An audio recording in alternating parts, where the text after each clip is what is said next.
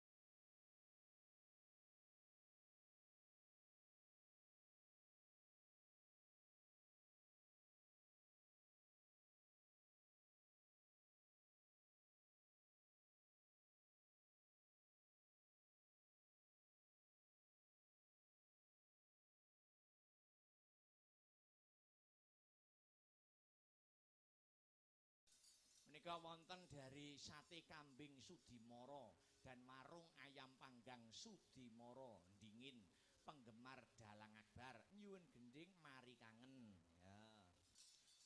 Mau durung sempet maca-maca layang lho iki di rambahi alon-alon waton kelakon sareh-sareh watone pikuleh. Heeh. Ana meneh. Lho niki menika request kangen mantos. Wo, piye iki kangen mantos ya?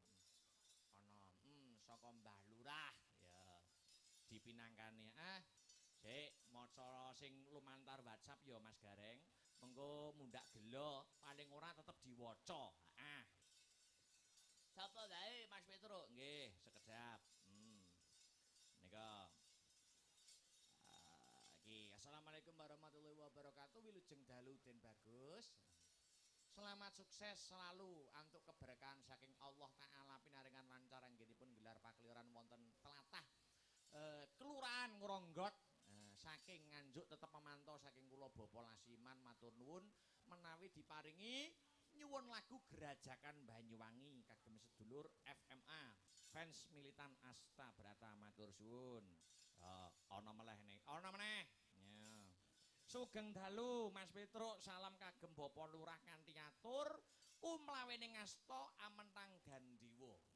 Gumrit suarane lepase apa ki kunang palastra wusana jemparing tumancep dodok kadang anigas jonggo. Mustaka gumlundung bantala sarira sumampir rata. Iku wis kulina tumrap Manggalayuda. Nanging yen kumlawene tresna panah asmara wis tumancep nala. Padahal nek ngenteni wis pirang-pirang warsa. Kok gak enggal palakrama Bapak Lurah? Ya, iku anane mung Sujana lan Jubriya. Supados Bapak Lurah ben gak bingung. Gendinge liwung ayo diseblakno. Saking kula juru parkir wetan Joko Lumayung. Ya. Ana-ana. Wis. Ya.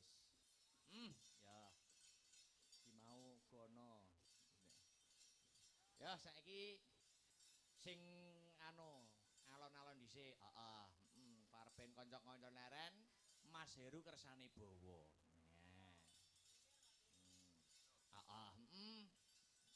Wilujeng enjing Mas Heru. Selamat pagi Mas Gareng. Kangen sing ciptaane Pak Mantos sing pundi to Mas Heru? Pitung sasi. Wah iya. Lawase duwe ngenteni niku to. Kangen. Iya. Dibawani Mas Heru. Mungkin monggo para presiden ingkang saged ngaturaken sinten? Menika awit pamundutan saking Bapak Lurah. Dipun bawani nggih Mas Heru nggih. siap. Coba kaya ngapa?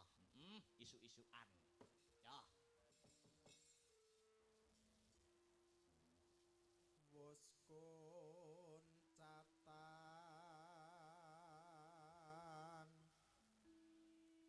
tresna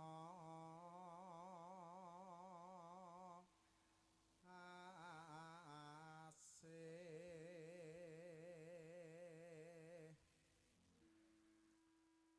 tanpa welas sirani mas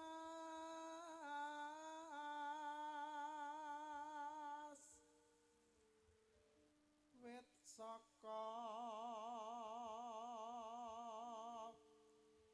hadrengkar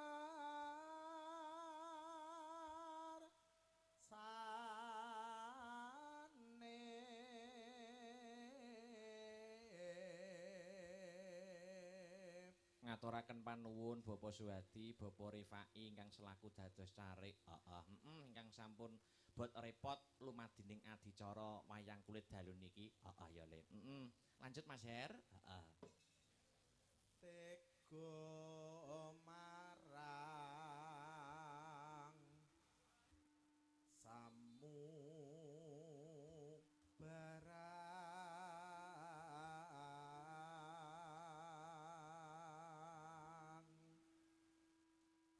ingkang kasandang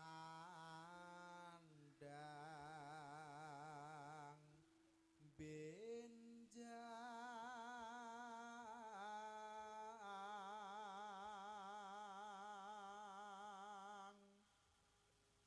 muga padha manggih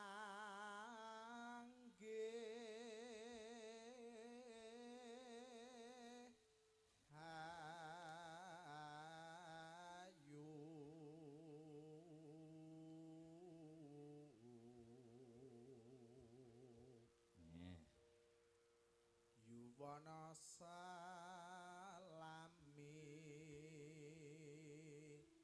nira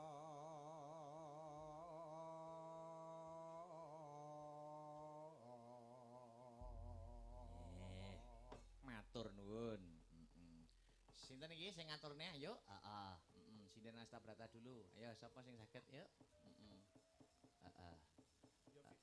Yo, lenggah mawon. Dik. Heeh. Yuk, monggo buka celuk. Heeh. Monggo.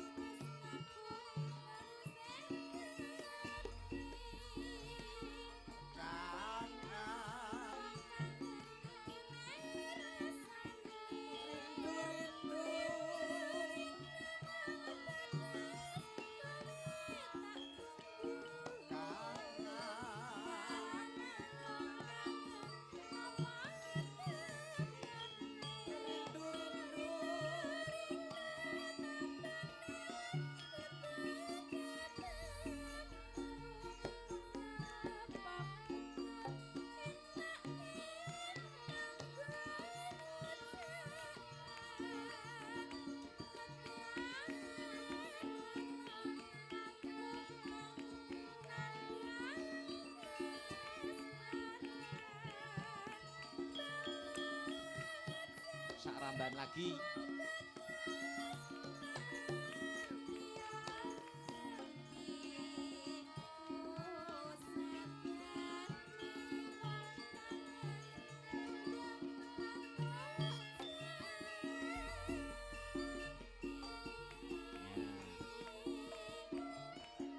Katur Bapak Lurah, Bapak Suwadi. Heeh.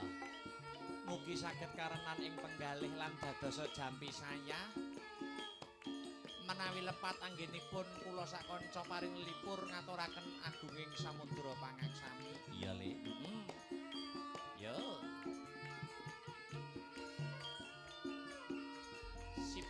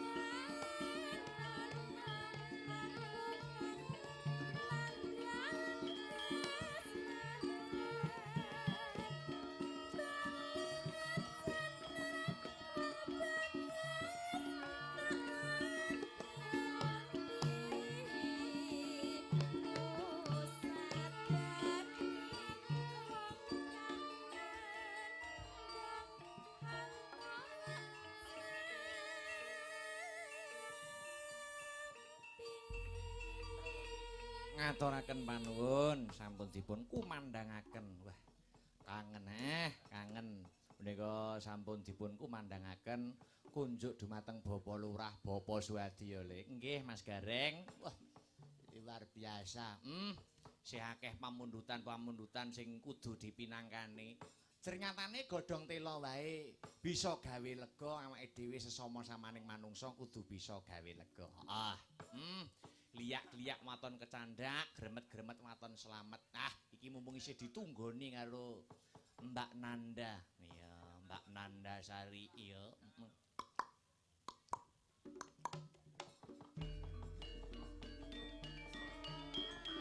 Jumeneng, Mbak.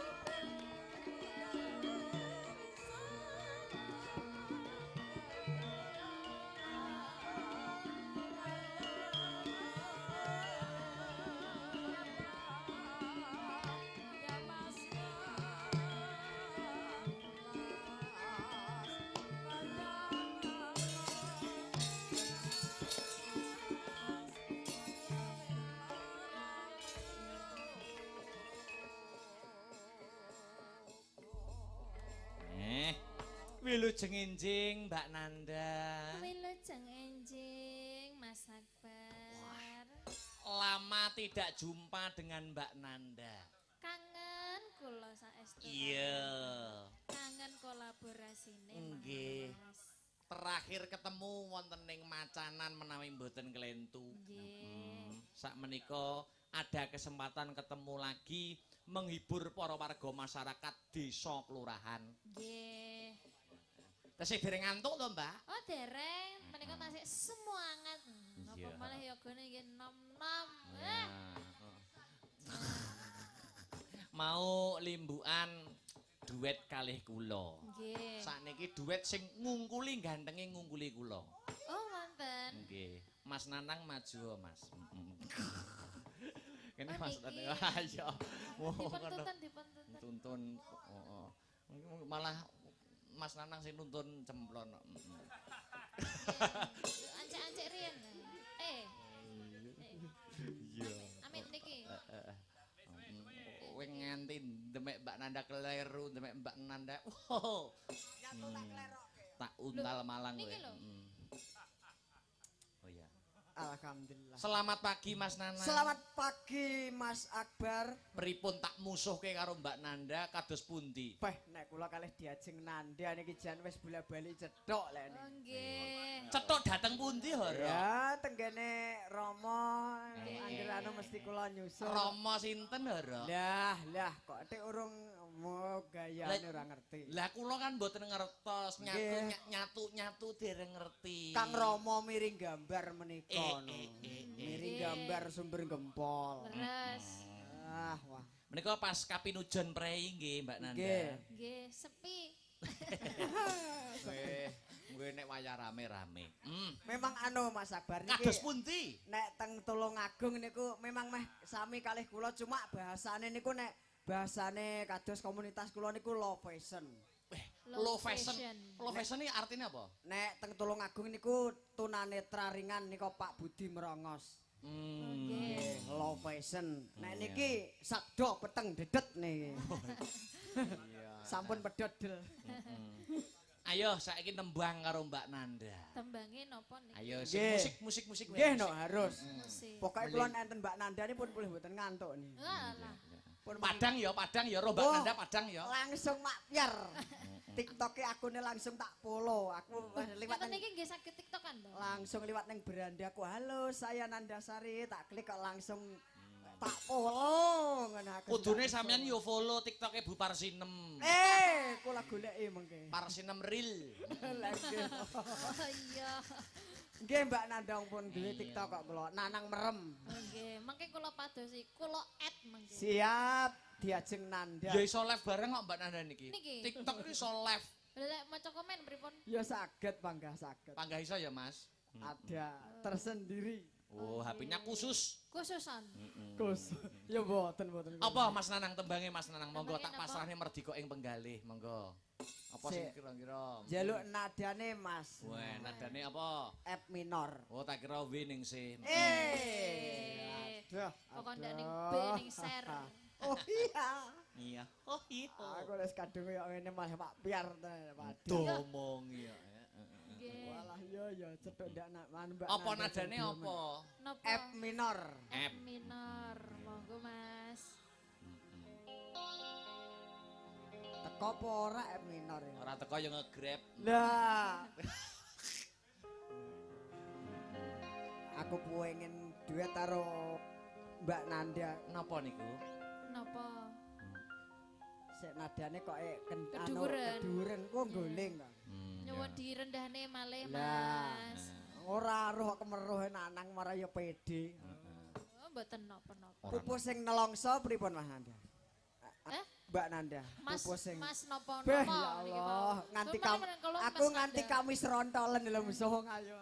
Pupus sing nelongso. Nggih. Nggih. Oke ya Mbak Nanda ya. Oke, siap.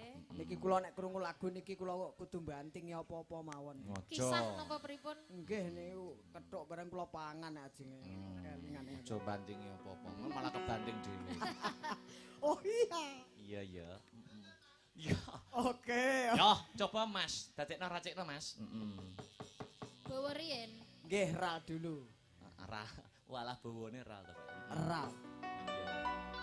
Apa iki paribasan ngrangge lintange angkasa kowe tega gawe gelo marang tresno Iki wis dalan ku pilih ane wong tuaku sepurane yen gawe loro atimu. Kaya wong rondo. Nek anu Mas Akbar kula kintunaken kadang kula ingkang wonten Tulung Agung nika WA kula nggih. Siapakah dia? Nggih menika pengendangipun Rama Mas Diki Harjo Carita. Iki gono saka kanca-kanca Pakudatu Paguyuban Dalang Tulung Nggih. Agung, Mas Oke. Ulung Dwi Santoso, Mas Mas Wah. Ulo, Ulung. niku kakak kelas kula. Nggih. Kakak kelas nggih. Siap. Nggih, Mas Mas Tito Ulung. dan lain sebagainya dan lain-lain. Nggih sedaya kanca-kanca komunitas Pakudatu Paguyuban Dalang Muda Tulung Agung. Iya. Nggih. Dados nggih. Nggih siap. Atos, yuk. Monggo. Semoga. Asta Bratos. Sewu Mbak Nanda Nggih. niki nyuwun sewu jenengan aturne Mas Oke, Nanang. amit nggih. Nggih, nyuwun nggih, sewu. nggih. Nggih tukon rokok kalih kopi Mas Nanang. Nggih, suwun Mas Akbar. Nggih. Mugi-mugi sehat terus Mas nggih. Amin. Mandongake kula kalih Mbak Nanda. Ya panggah kula dongakne sehat sekeluarga tanggapane lancar. Amin. Mugi Mbak Nanda mugi-mugi nggih sehat. Amin. Matur suwun. Lancar tanggapane. Memang nggih anu Mas Akbar. Pripun Kula nek Mbak Nanda niku memang nggih mboten mokal swara mboten guwak. Napa malih nek pun kadung mungel pambukane pasogatan kula niku Oh, nek jenengan Mbak nggih Nanda hafal niku to, nggih? jos niku. Wah. Beda grup tapi Apa mungkin kuwi? mau- Apa kuwi, Bang? pambukane ramane. Oh Nggih, iya. kene, Siap, Terus siap. atas Mas matur sembah nuwun. Nggih, Mas sembah Nanda. nuwun Mbak Nanda, terima Amin. kasih. Nuwun sewu. Ya. Mas tulung. Tulung plon. Mesot. Makasih Mbak Nanda, Matur duduk. sembah nuwun Mas Akbar. Iki ono nyuwun Mbak Marisa. Mbak Marisa. Jumeneng Mbak, jumeneng. Jumeneng riyen. Niki wonten pamundutan dipun tembangaken kalian Mbak Marisa nyuwun Roro Jonggrang kalian menika saking Mas Angga.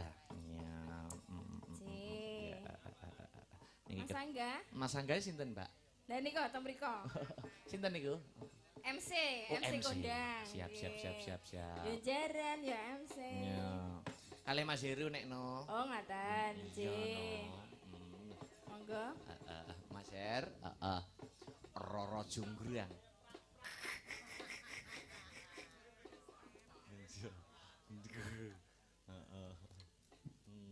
Ya.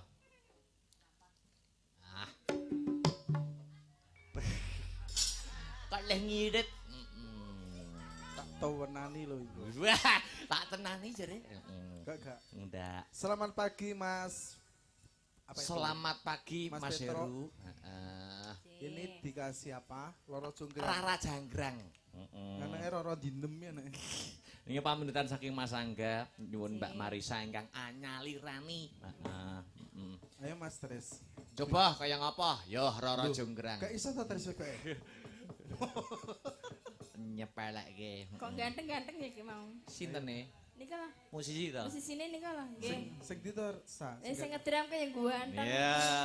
Sing elek bareng sing ibot ki lah ngarep dhewe gondong lah. Nek sing ngedram niku idolan Mas Heru. Nggih. Niku Salmet. Gak keopen-openanku Mas. Gue Ya malah dalah. piye-piye. Gak maksudnya dhisik tau melak aku ngono lho. Nggih. Mbok openi. Yo coba kayak apa? Yo dadekke Roro Jonggrang. Terus.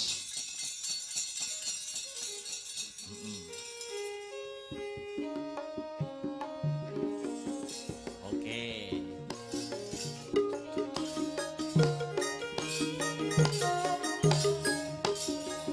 Tayu Pansa.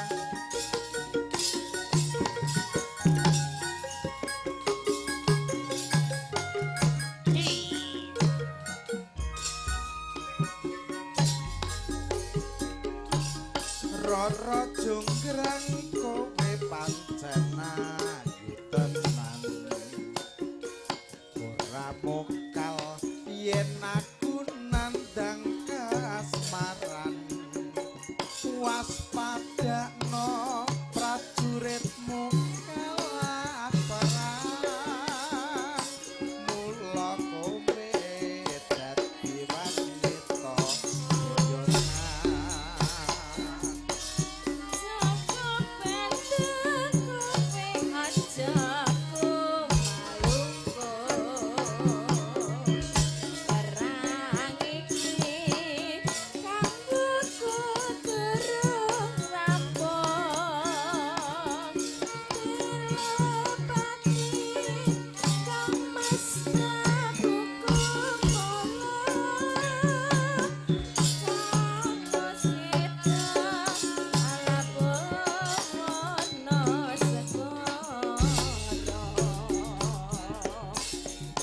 Tobat-tobat kowe wanita keparat. Ora ngerti yen Bandung lanange jagat.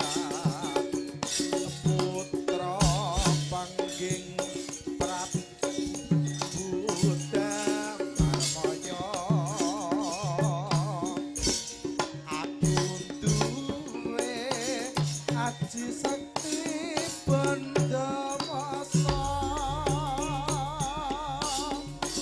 Roro Jonggrang manuta sun garwa.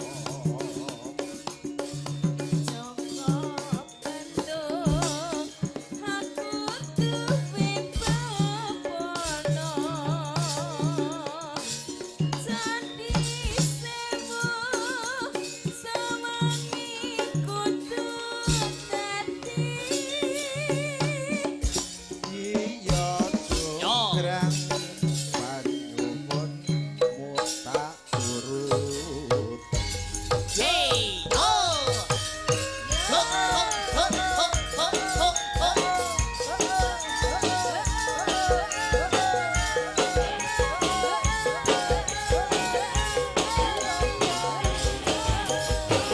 Asik asik.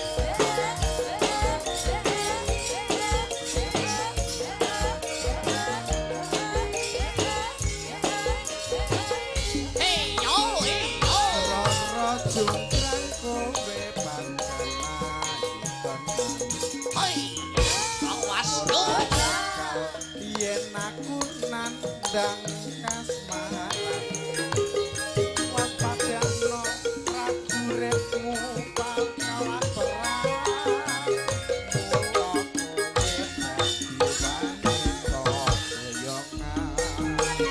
Hey.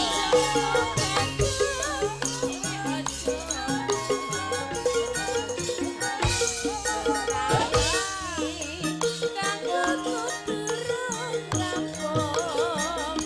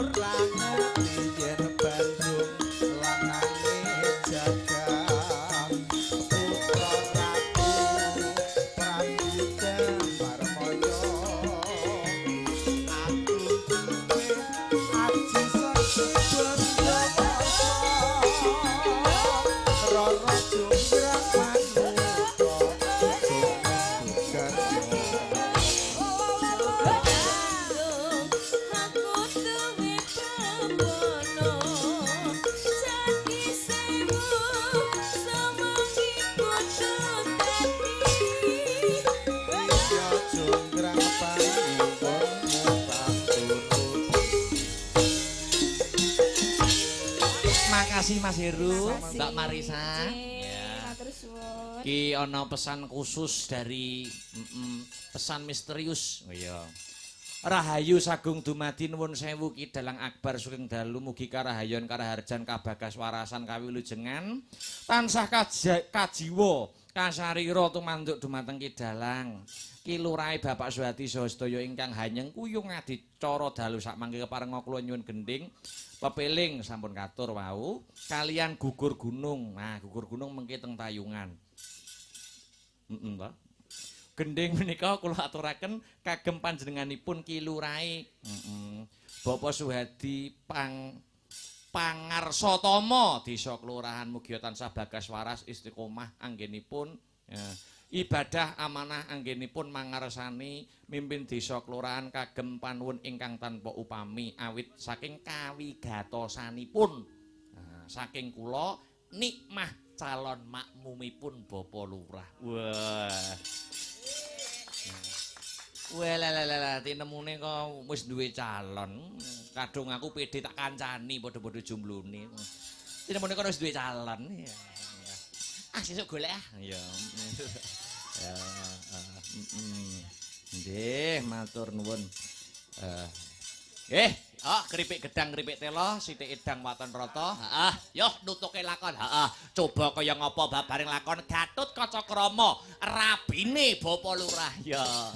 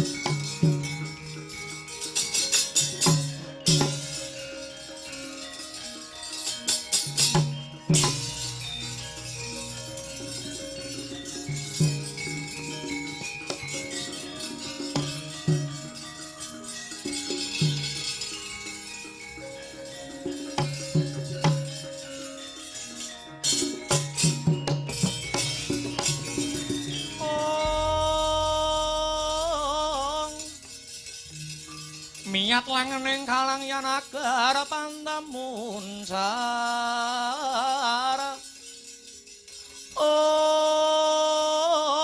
tinon ler kekonang surem sorotetan padang kasor lan pajaring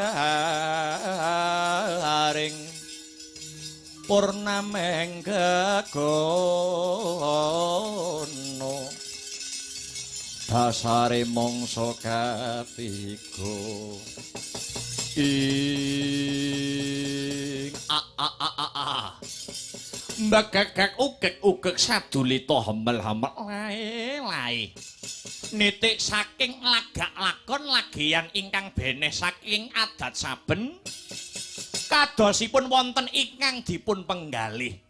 Sumangga kula aturi paring dawuh. Semar punika minangka dados batur ingkang mengkuwerdi pangembating pitutur sinten ngertos tutur kula sembur kula saged madangi pepeteng ngudari rerwet Handikandara Abimanyu. Wa Semar Badranaya ora gantalan suwe maneh kakangku sing ndak tresnani Kakang Gatotkaca bakal nambut silaning akrami. Sing kudune Abimanyu melu seneng nanging ana ganjelaning rasa kang mahanane kaya ora kepenak atining Angka Wijaya. Iki disebabake saka apa ya wa Semar? Ndara sampun goreh manah Handikandara. Ndara Gatotkaca menika sampun asri ingkang dados gegayuwanipun. Ndara Gatotkaca menika luhur ingkang dados panggantanipun anggenipun badhe dedaupan kaliyan Gusti Ayu Ndara Pergiwa kembang Madukara. Wiwit bayi sampun kajedi wonten kawah Candra Dimuka minangka dados jagoning para Jawata hamrunah satrumurka mungguing kayangan dados menawi niki mengke palakramanipun Ndara Gatotkaca niki mengke wonten pepalange Semar pitados Semar percaya pepalang niku mboten bakalan dangu mesti enggal sumisih kok Ndara. Sampeyan gondeli tembunge Semar sing arep ngrusak karo sing arep dandani niku mesti langgeng sing bakale dandani Ndara.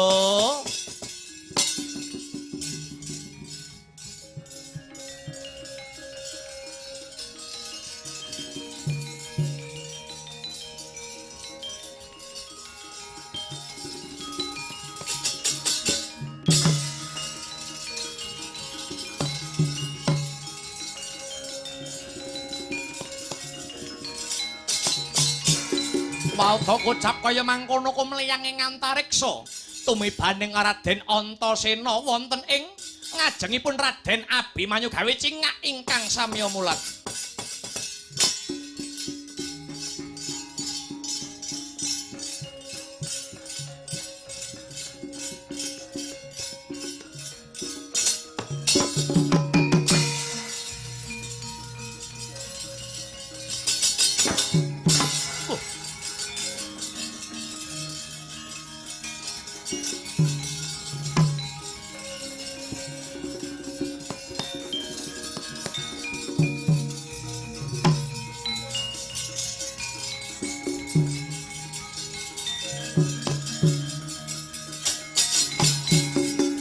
Manganjur laguning angin gugur agraning harga Guru Gurnita kagiri-giri ing jagat Dewa Bathara ya jagat Pramudita Kakang Antasena kindang kapracundang tumibeng ing Bantala.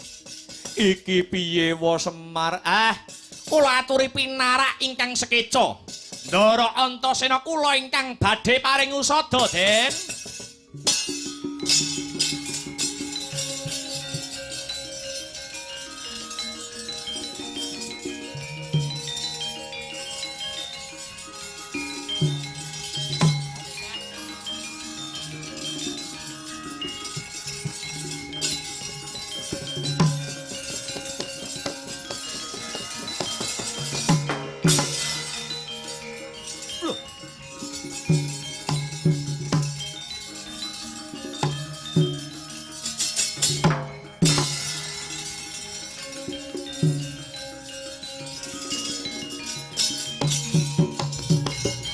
Kakang Antasena kakang kados pundi larah-larahipun ngantos paduka Kakang Antasena saged kindang ngantos papan mriki.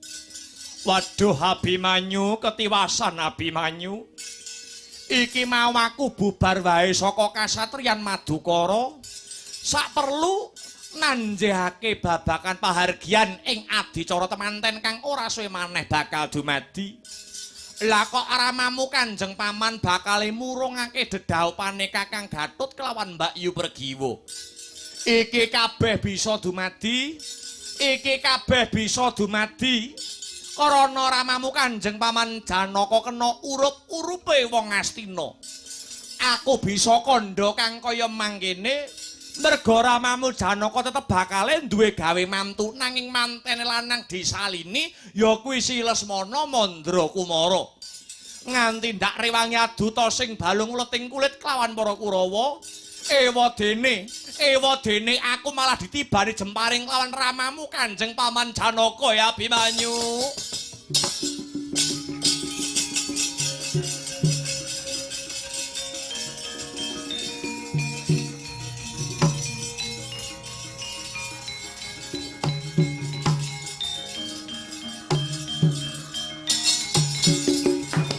Semareka den prayitna semurere heka ambale titiyani gandayani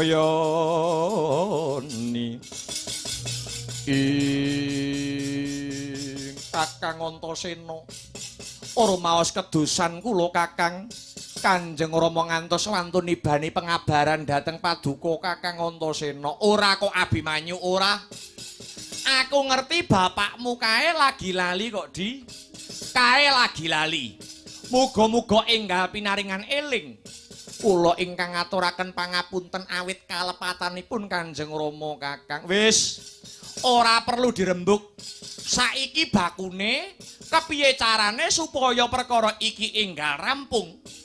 Kakang Mas minangka dados panebus kula ingkang badhe ngrampungaken dedamel menika. Piye sranamu le? Kula badhe sowan wonten Jodipati matur kalian Siwa Werkudara. Mbok menawi kanthi cara kula matur dhateng pun Jodipati perkawis menika enggal saged pundhat Kakang. Yah, yen pancen kaya mengkono enggal budal Abimanyu wa Semar aja negake marang lakuku. Kula ingkang tansah humiring lampah handika Gus Ndara Abimanyu.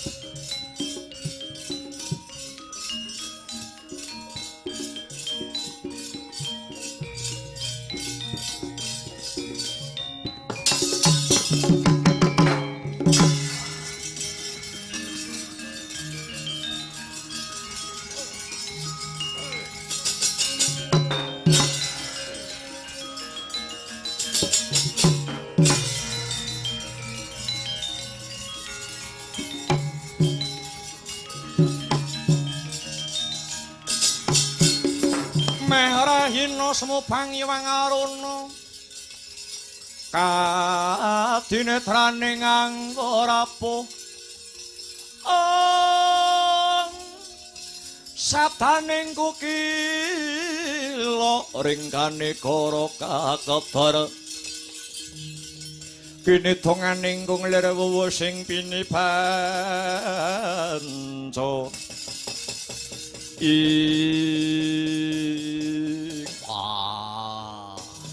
Atot kula wonten dawuh duh Rama Kyai sadurunge kowe netepi gapuraning bebrayan kowe bakal tak sangoni kawruh sumurupa Wong lanang kok wani rabi mono kudu nggondheli patang perkara.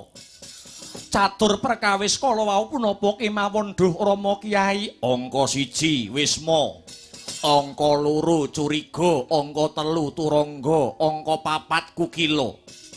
Kula nuwun dawuh mungguh jlentrehipun kadosa pundi duh Rama Kyai?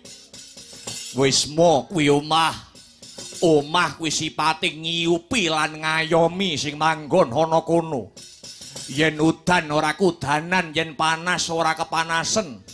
Maknane wong lanang kudu duweni sifat wisma.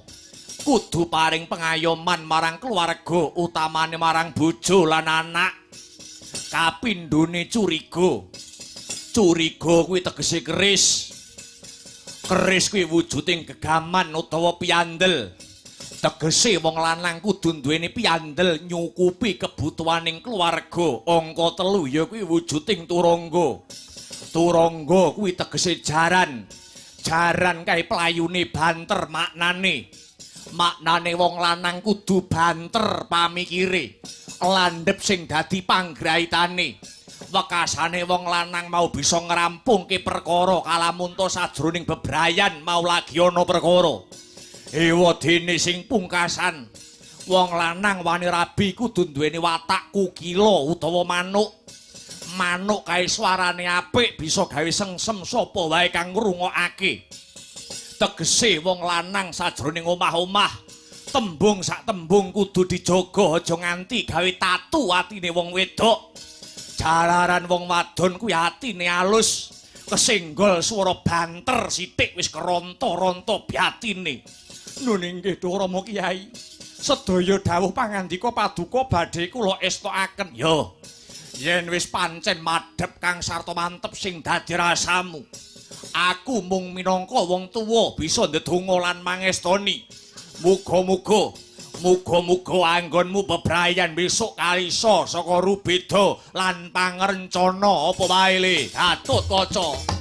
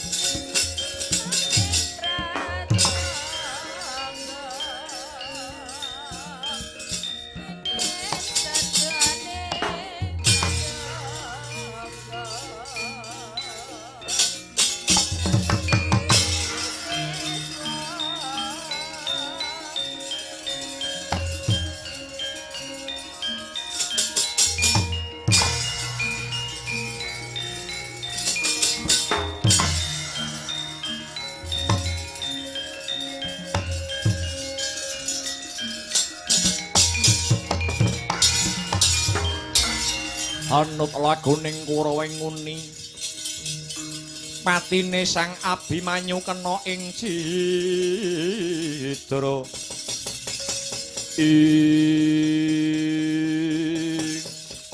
Bocah Plangkawati Abimanyu sing teka.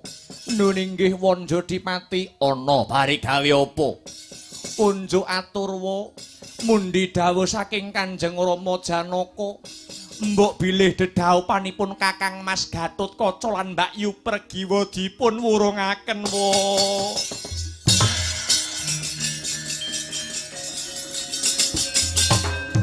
Waduh Kanjeng Rama.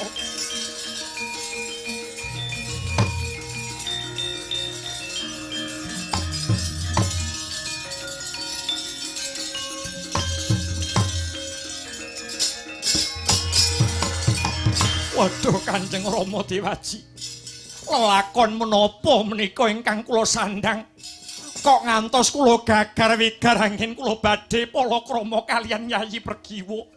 Wah, kowe aja sambat karo aku. Aku ora mudeng apa sing dadi karepe Janaka. Ning nyatane kedadiane kudu kaya mangkene. Mbok menawa kurang nggonmu tirakat, bocah ora gelem poso, ora gelem melek, ora gelem kungkum. Dadine bocah ya kaya kowe kuwi. Rabi kari ngenteni dinane wae dadak batal ora sudi duwe anak aleman minggat to.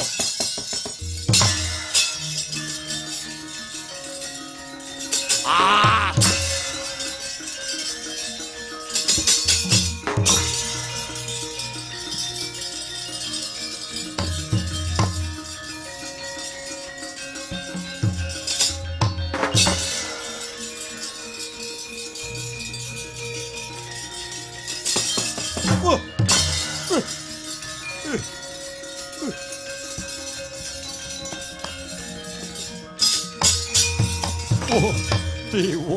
Dewa. Lelakon sing tak lakoni abote kaya mikul bumi. Layak to layak. Durung suwe kae Gatotkaca nate ngimpi kasatriyan Madukara kena dayane ngombak utawa banjir. Tinemune jebul Paman Janaka mbatalake anggonku bakal dedaupan kelawan si Pergiwa. Oh dewa. Banjuten nyawane Gatotkaca iki dewa. Banjuten nyawane Gatotkaca. Timbang aku nyawang Pergiwa rabi karo wong liya. Wong lanang ecek-ecek piye to iki? Waduh, kok Prabu.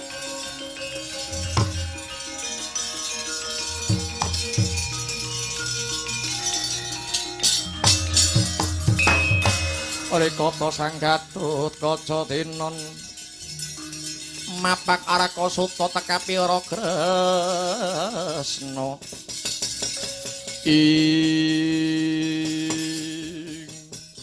kapejahana kemawon Kulawa Prabu tinimbang kula nglampahi ingkang kados mekaten remuk batin Kulawa Prabu. Usik to alon. Ngene iki aku malih kelingan. Rikalane kowe biyen lagi lair wis dadi jagoning dewa. Ragamu wae dumadi saka tosan lan gegaman. Lah kok saiki kowe rabi batal wae kok nangis iki piye? Wong lanang kuwi luwih jembar tebane wong wedok wenang nolak, wong lanang wenang milih. Larang brambang timbang lombok, larang wong lanang timbang wong wedok. Iki gondelana Tut Gatotkaca.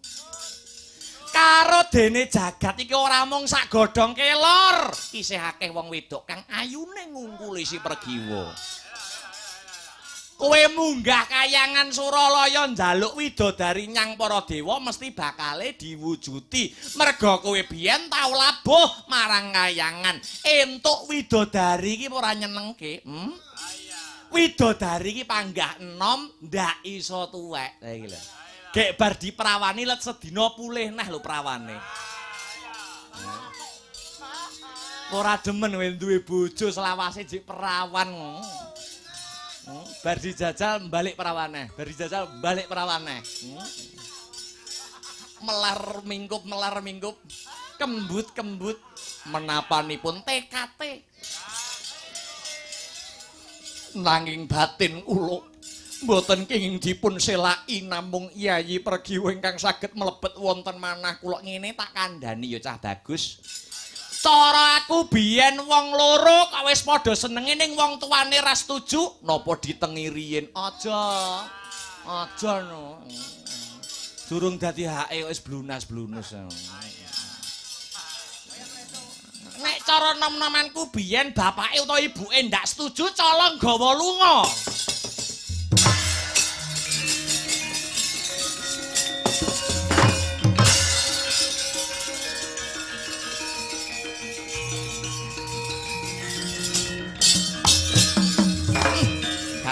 Batu. Semono gedene katresnamu marang si Pergiwa iki Gatotkaca. Muga apa wae sing dadi gegayuhan manggonmu bakal sesandingan kelawan si Pergiwa bisa kasembadan ya kulup. Lewato tepining lepen tempuran kang bening banyune. Muga-muga Gatotkaca antuk weninging lelakon ya nang bocah bagus. Tumaleng sing kulit sakone kuro rame